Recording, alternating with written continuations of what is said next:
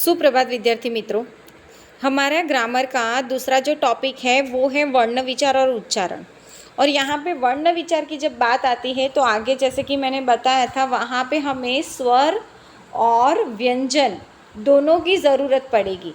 तो यहाँ पे व्यंजन को हम देखेंगे, स्वर को हम देखेंगे और उनके उच्चारणों को देखेंगे कि उनको किस तरीके से बोला जाता है। तो उसी तरीके से यहाँ पे जैसे आप देखोगे कि मामा, बाबा, छोटा बच्चा जब पहली बार बोलना शुरू करता है तब वह मामा और बाबा आदि ध्वनि मुख से निकालता है, लेकिन उससे पहले भी वो अजीब प्रकार की ध्वनि निकालता है। जैसे कि द द द करके दादा बोलना सीखता है, जैसे ब करके बा, वैसे ही म करके माँ बोलना सीख लेता है। उनका कोई अर्थ नहीं होता। बड़ों के अनुसार वह धीरे धीरे सार्थक ध्वनियों से शब्द और वाक्य बनने लगते हैं, लेकिन शब्दों और वाक्यों का नॉलेज उनको कहाँ से मिलेगा? घर और परिवार की हम बात करें तो वहाँ से बच्चा जो होता है, बालक जो होता है, वो क्या करना सीखता है? बोलना सीखता है, केवल बोलना सीखता है, यानी मौखिक ध्वनि को वो सीख लेता है। लेकिन उसके अंदर आए हुए वर्ण क्या है वो उसको उसकी फर्स्ट स्कूल जो होती है, फर्स्ट पहली पाठशाला जो रहती है, वहाँ से ही पता चलता है। जैसे कि हमें प्रत्येक वाक्य में स्वाभाविक खंड शब्द होते हैं, प्रत्येक वाक्य में स्वाभाविक खंड होते हैं। ठीक है, किसे कहते हैं? शब्दों के भाग करके जो अलग अलग इकाइयाँ प्राप्त होती है उसको वर्ण कहते हैं। शब्द दिया जैसे कि कमल, अब इसको हमें भाग कर देना है, डिवाइड कर देना है, तो मैं लिखूँगी क जमा अ जमा म जमा अ जमा ल जमा अ। ठीक है, तो यहाँ पे हलंत लगाया, शब्द जो है वो आधा हो गया। आधा यानी आपको मैंने पहले बताया कि ऐसे आधा नहीं, लेकिन नीचे आधा करने से क की ध्वनि जो होती है वो अलग हो जाती है। उसी तरीके से यहाँ पे उदाहरण दिए हैं कि वर्ण के टुकड़े या खंड नहीं किए जा सकते, इसीलिए यहाँ पे उनको वर्ण विच्छेद के तौर पर लिया गया। जैसे कि बाबा शब्द जो है उसके अंदर ब है और आ की मात्रा है, इसको अलग कैसे करेंगे? तो ब हलंत लगाना है, जमा आ, शब्द बना बा। ठीक है, ये चीज़ आपको बहुत अच्छे से याद रखनी है। यही चीज़ याद रखोगे तो आगे जाके बहुत जो भी शब्द आपको दिया जाएगा उस शब्द का आप विच्छेद कर सकते हो। दूसरा आप देखोगे कि भाषा की सबसे छोटी इकाई जिसके टुकड़े नहीं किए जा सकते उसे वर्ण कहते हैं। भाषा की जो सबसे छोटी इकाई होती है उसके टुकड़े नहीं किए जा सकते उसको वर्ण कहते हैं। तो वर्ण यानी क्या? तो वर्ण यानी वर्णमाला। वर्णमाला के अंदर स्वर और व्यंजन दोनों का समावेश होता है। मुख से निकली सार्थक ध्वनि लिखने पर वर्ण या अक्षर कहलाती है। मैंने बोला भजन। भजन शब्द का अर्थ होता है धार्मिकता में जो भजन गीत गाए जाते, भजन कीर्तन गाए जाते वो। पर मैंने बोला नजब, इसका कोई अर्थ ही नहीं निकलता। जब किसी का अर्थ नहीं निकलता तो वो निर्थक शब्द कहलाते हैं, वो सार्थक नहीं होते, और निर्थक शब्द की कोई ध्वनि नहीं होती। ध्वनि की लिखित व्यवस्था वर्ण है तथा वर्ण की मौखिक व्यवस्था ध्वनि है। ध्वनि जो होते हैं ना, जैसे कि कोई भी शब्द हमने बोला तो उसको हम लिख सकते हैं, जो लिखा है उसे पढ़ सकते हैं, कहने का मतलब। इन ध्वनि के प्रकार वर्ण एक वस्तु की दो अलग अलग अवस्थाएं हैं। इन अवस्थाओं के नाम है स्वर और व्यंजन। व्यवस्थित समूह को वर्णमाला कहते हैं। हिंदी भाषा की हम बात करें तो हिंदी भाषा में वर्ण दो प्रकार के होते, एक स्वर और दूसरा व्यंजन। ठीक है, पहले हमें देखना है कि स्वर किसे कहते हैं। तो जिन वर्णों का उच्चारण अन्य ध्वनि की सहायता के बिना किया जाता है वे स्वर कहलाते। एक चीज़ याद रखना, जहाँ स्वर आते हैं वो भी अ से लेकर अह तक वो किसी के आधार पर नहीं होते। स्वर जो है वो स्वतंत्र होते हैं, लेकिन व्यंजन जो होते हैं, व्यंजन की बात करें तो व्यंजन बंधन के रूप में होते हैं, क्योंकि जितने भी व्यंजन हैं क से लेकर श्र तक, इनके साथ स्वरों की ध्वनि जुड़ी हुई रहती है। जैसे कि क के अंदर अ है, अ की कोई मात्रा नहीं होती, लेकिन अ होता है, वो ध्वनि रूप में सारे व्यंजनों के साथ जुड़ा हुआ रहता है। आप व्यंजन का कोई भी वर्ण बोल लो, क बोलो, म बोलो, प बोलो, र बोलो, ल बोलो, श बोलो, लेकिन ये सारे सिंगल सिंगल जो वर्ण है, अकेले जो वर्ण है, एक एक वर्ण है, उनके साथ अ की ध्वनि ज़रूर रहती है। फिर आप देखोगे कि स्वर के उच्चारण में हवा बिना किसी रुकावट से मुख से बाहर आ जाती है। हिंदी के स्वर जो है वो 11 है और व्यंजन जो है वो 33 है। कुल मिला के 44 वर्णमाला है, याद रखना है, ठीक है। अ, आ, ई, उ, री, ए, ऐ, ओ, औ और अम और अह जो है उसमें एक विसर्ग है और एक अनुस्वार है। यहाँ पे देखोगे कि ह स्वर, दीर्घ स्वर और लुप्त स्वर किसे कहते हैं। ह स्वर की हम बात करें तो जिन स्वरों के उच्चारण में कम समय लगता है उसको ह स्वर कहते हैं। अ, ई, उ, री इजी समय, लेकिन जब हम तो अ बोलते वक्त जितना समय लगता है उससे दुगुना समय हमें आ बोलते वक्त लगता है।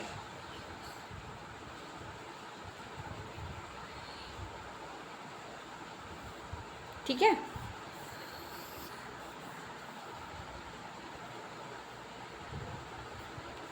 यहाँ पर दिया है कि दीर्घ स्वर ह स्वर और दीर्घ स्वर किसे कहते हैं।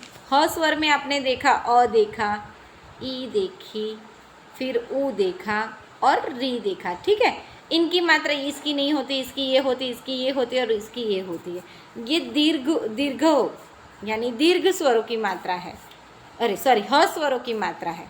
अभी दीर्घ स्वर को हमें देखना है कि जिन स्वरों के उच्चारण में ह स्वर से दुगना समय लगता है वो दीर्घ स्वर कहलाते हैं।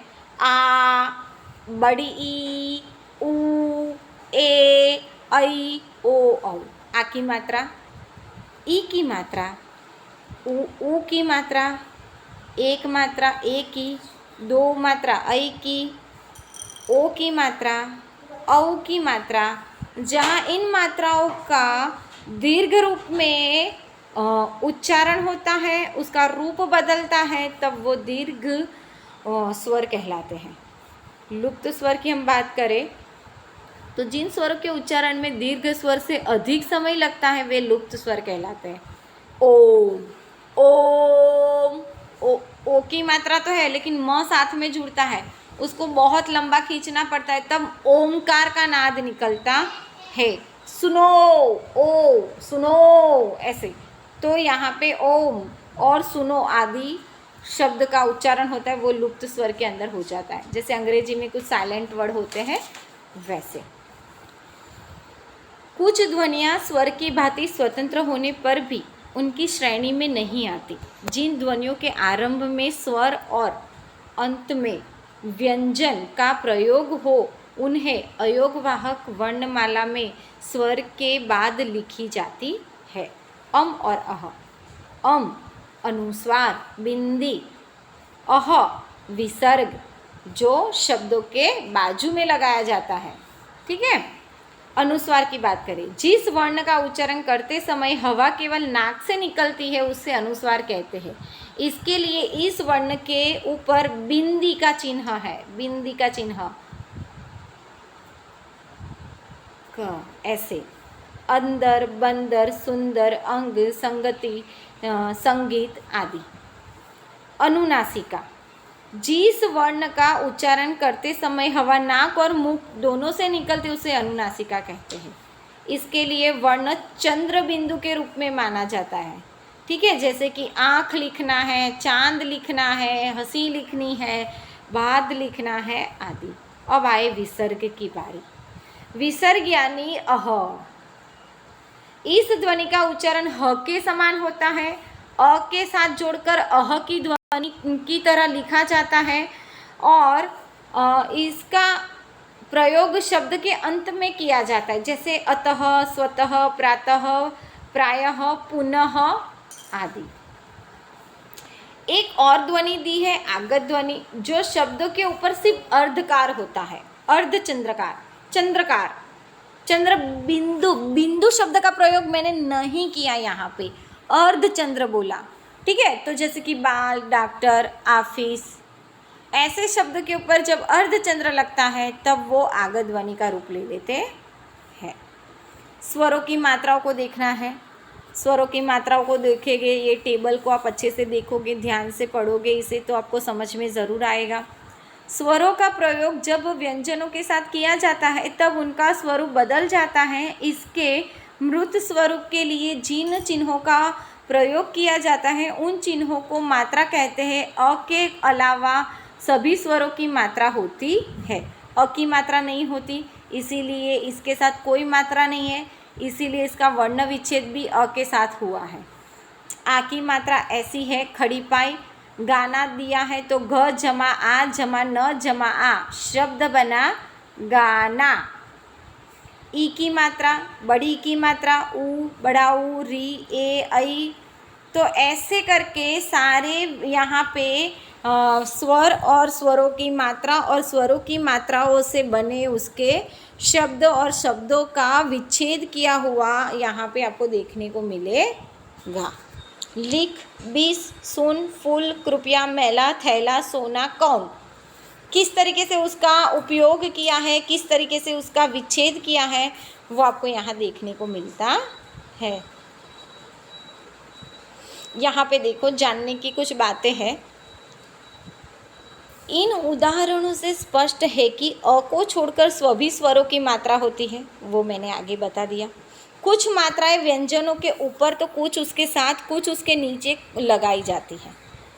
ये देखो, ये मैंने लिखा क, ठीक है, ये वर्ण के पहले आई, ये वर्ण के बाद आई, ये वर्ण के नीचे आई, ये वर्ण के ऊपर आई, ये वर्ण के बाजू में आई। कहने का मतलब जितनी मात्राएं हैं वो वर्णों के आजू बाजू, ऊपर, नीचे लगाई जाती है। र के साथ ऊ, बड़ा ऊ की मात्रा एवं बीच में रू, री प्रयुक्त होता है। री की मात्रा आमतौर पर व्यंजनों के नीचे लगाई जाती है। ड और ढ व्यंजनों के नीचे बिंदु लगाकर ड और ढ वर्ण बनते हैं।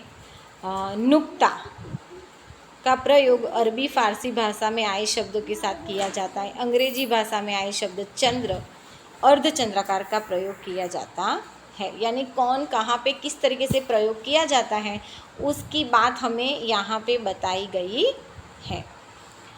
जिन वर्णों का उच्चारण स्वर की सहायता से किया जाता है वे व्यंजन कहते हैं। स्वर तो आएंगे ही भाई इसके साथ, स्वरों के बिना व्यंजनों का कोई महत्व ही नहीं है। परिभाषा के साथ देखेंगे तो इन वर्णों के उच्चारण में हवा के रास्ते में कम या अधिक बाधा डाली जाती है। हिंदी में व्यंजनों की संख्या कितनी है? 35। क्ष, त्र, ज्ञ, श्र ये 4 संयुक्त व्यंजन है। व्यंजन ध्वनि होती है जो है क, ख, ग, बड़ा ग, अंग।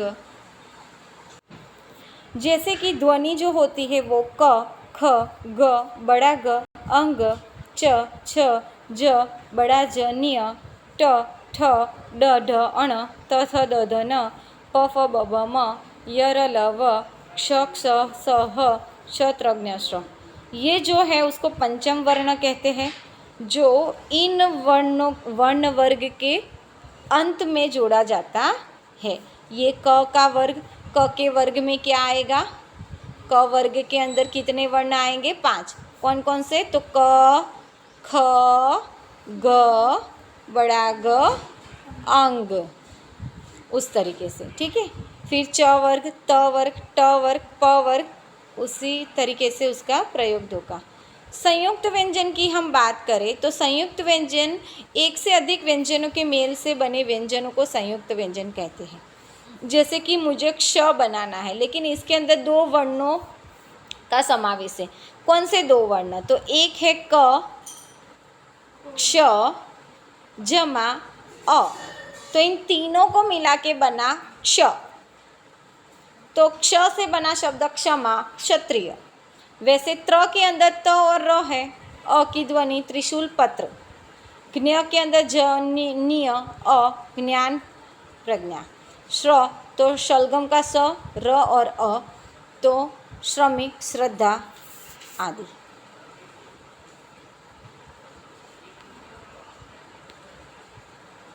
वैसे यहाँ द्वित व्यंजन की बात की। द्वित व्यंजन किसे कहते हैं? जब एक स्वर रहित व्यंजन का समावेश स्वर सहित व्यंजन से मेल होता है तब वो द्वित व्यंजन कहलाता है। कैसे? त जमा त, दोनों त मिलेंगे तो क्या हो जाएगा? दोनों त ऐसे लिखेंगे? नहीं, तो त और त आधा लगेगा, तो त के अंदर इस तरीके से त को जोड़ा गया तो शब्द बना पत्ता। च से च मिल गया तो च आधा बन गया, शब्द बना बच्चा, तो उसको द्वित व्यंजन कहते हैं। संयुक्त अक्षर किसे कहते हैं? दोनों वर्ण अलग है, दो स्वर रहित व्यंजनों का आपस में मेल होता है तब उसे संयुक्त अक्षर कहते हैं। ठीक है, व्यंजन है, द भी व्यंजन है, य भी व्यंजन है। आ तो द्या बना, द्या से विद्या। क त और अ कत, भक्त, शब्द बना भक्त। र के रूपों की बात करें तो र के रूप 4 प्रकार से माने गए हैं। चारों प्रकार वर्णों में उपयोग होते हैं। कैसे? देखो, ये बड़ा सा र है, ठीक है।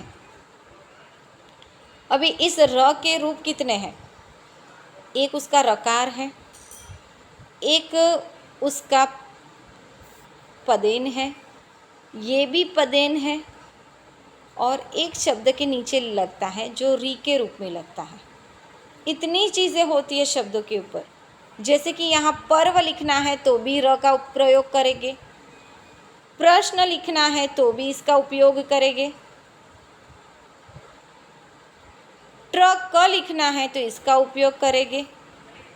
ठीक है, फिर ये जो है वो हम री की मात्रा के रूप में लेंगे, तो जैसे कृपा लिखना है तो भी इस र का उपयोग करेंगे। तो र के 4 प्रकार होते हैं। देखो यहाँ र के व्यंजन का अन्य व्यंजनों के साथ जुड़ने के बाद भिन्न रूप में प्रयोग किया जाता है। हिंदी भाषा में र के वर्ण भिन्न निम्नलिखित 4 रूप है। जैसे मूल रूप में र की बात करें तो रथ, रमेश और राधा।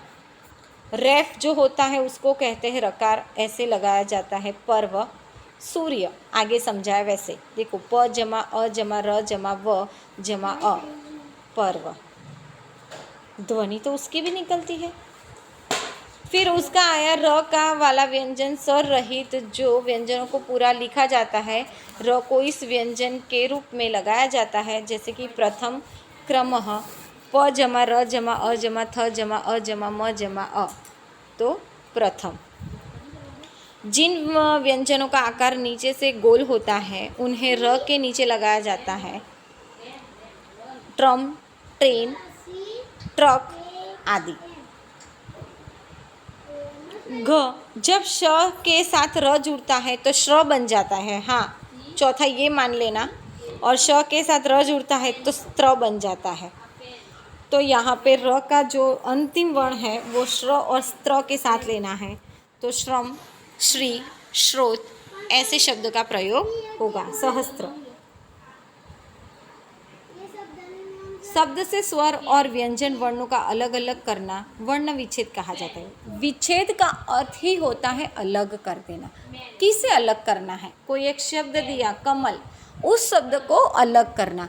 किससे अलग करना? तो वर्ण के अंदर रही हुई उसकी ध्वनि, उसकी मात्रा को अलग करना। कैसे अलग करना? तो जैसे कि कमल है तो कमल में कोई मात्रा नहीं है, तो सब में अ का रूप ही होगा। ठीक है, लेकिन काम शब्द के अंदर आ की मात्रा है, तो क जमा आ का म, तो म जमा अ, तो शब्द बना काम। ठीक है, दिन तो द जमा ई जमा न जमा अ, दिन। नीम न जमा ई, बड़ी ई, और जमा म जमा अ। यहाँ ध्यान रखोगे कि कौन सी ह स्वर की मात्राओं को लेना है, कहाँ पे दीर्घ स्वर की मात्राओं को लेना है, कहाँ पे बड़ी मात्राओं को लेना है, कहाँ पे छोटी मात्राओं को लेना है।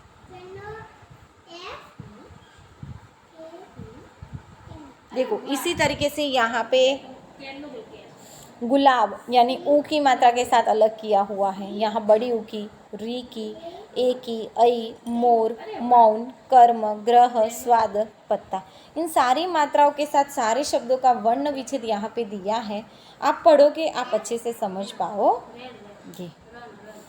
उच्चारण, भाई उच्चारण का बड़ा ही महत्व होता है। जब हम कोई भाषा का उपयोग करते हैं, फिर चाहे वो गुजराती हो, हिंदी हो या अंग्रेजी हो, तो हम जब बोलते हैं तो हमारी भाषा के अंदर स्पष्टता, शुद्धता होना बहुत ज़रूरी है। उसका उच्चारण स्पष्टता के रूप में होना चाहिए। जैसे कि उच्चारण जो है वो वर्णों के मुख से बोलना ही उच्चारण कहलाता है। वर्ण जब हम अपने मुख से बोलते हैं तब वो क्या कहलाता है? वो उच्चारण कहलाता है। हिंदी भाषा में जैसा बोला जाता है वैसा ही लिखा जाता है।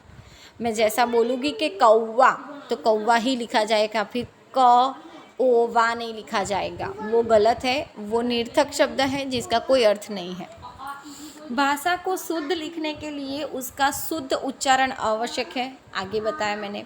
अशुद्ध उच्चारण के कारण कई बार लिखने में कुछ गलतियां होती है। जैसे कि आप एग्ज़ाम पेपर में कुछ लिखने बैठे, अनुच्छेद लिखने बैठे, अनुच्छेद में आपको कुछ पॉइंट्स दिए थे, उस पॉइंट्स के ऊपर से आपको एक अनुच्छेद बनाना था, ठीक है, एक पैराग्राफ लिखना था।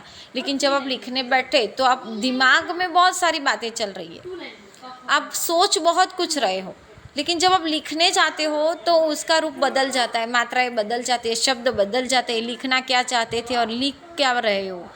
तो वहाँ पे आपको ध्यान रखना है कि मैंने बोला कमल तो कमल ही लिखोगे, मैंने बोला शहर तो शहर ही लिखोगे। वहाँ पे शहर लिखने बैठे और र को भूल गए, ऐसा नहीं होना चाहिए। इसीलिए आपको पहचानने के लिए कुछ शब्द दिए हैं, जो अशुद्ध शब्द और शुद्ध शब्द का आपको यहाँ पे मार्गदर्शन दिया है। अ और आ संबंधित अशुद्धियाँ। आत्यंत, अत्यंत होता है। अत्याचार, अत्याचार होता है। अत्यधिक, अत्याधिक होता है। चाहिए, चाहिए, चाहिए, चा आता है, लेकिन कुछ लोग कभी कभी चाहिए लिखते हैं। बीमार, बीमार। तिथि, तिथि। रचयिता, रचयिता। कवि, कवि। उ और उ से संबंधित। साधु, साधु। वधु, वधु। रुमाल, रुमाल। रुपया, रुपया। मैना, मैना। सैना, सेना। ऐतिहासिक, ऐतिहासिक। ऐ बोलना है, ए नहीं बोलना है। ऐक, ऐक नहीं होता, एक होता है।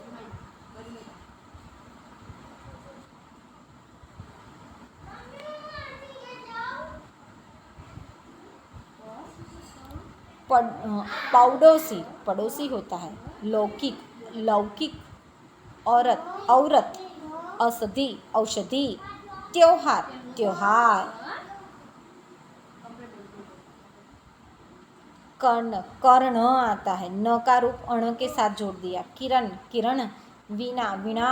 गुण, गुण। हिरण, हिरण। चरण, चरण। करण, करण। त्रिवेणी, त्रिवेणी। ढ का है पढ़ना, पढ़ना। मेढक, मेढक। चढ़ाई, चढ़ाई। बढ़ाई, बढ़ाई। बढ़ई, बढ़ई। बढ़ना, बढ़ना। कशिश, कौशिश, कोशिश। प्रशंसा, प्रशंसा। प्रसाद, प्रसाद। सन्यासी, सन्यासी। व्यथा, व्यवस्था। आशीर्वाद, आशीर्वाद। स्वरथ, स्वस्थ। घनिष्ठ, घनिष्ठ। स्वस्थ, स्वास्थ्य। बुजुर्ग, बुजुर्ग। जब हिंदी भाषी लोग हिंदी बोलते हैं तब उनकी मातृभाषा के कारण हिंदी में कुछ शब्दों के उच्चारण में थोड़ा सा बदलाव आ जाता है। इस बदलाव को गलत नहीं माना जाना चाहिए। लिखने में कई गलतियां न हो जाए, इसके लिए उच्चारण भी शुद्ध होने चाहिए। उस बात का आपको ध्यान रखना है। इसी के आधार पर आपको अभ्यास कार्य दिया था, मैंने अभ्यास कार्य आपको भेज भी दिया था। उस आधार पर आपको जो नोटबुक का वर्क करना था वो आपको वहीं पे करना रहेगा। धन्यवाद बच्चों। इसके बाद एक दूसरा टॉपिक वाक्य विचार के बारे में चर्चा करेंगे। आपको कहीं पर भी कुछ भी ना समझ में आए, कोई नया बच्चा है, किसी नए बच्चे ने एडमिशन लिया, उसको ना समझ में आए तो आप मुझे बता सकते हो, मैं आपको समझाऊँगी।